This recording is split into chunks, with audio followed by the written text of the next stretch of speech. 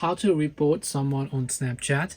Hey everybody, welcome back to our channel. In today's video we are going to discuss how we can report someone on Snapchat, so make sure to watch the video till the end.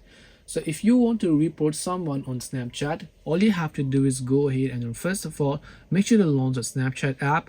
Come to the chat page. Now once you're on the DMs page, long press and hold on a person's name over here, tap on manage friendship, and here you will find the option called report. So now when you tap the report option, select a reason as to why you want to report that person, and you will be able to successfully report them. Now, I don't have anything against this person. I'm only showing it to actually show it to you guys for tutorial purposes only. So this way you can report someone on Snapchat. Hope this video was very helpful.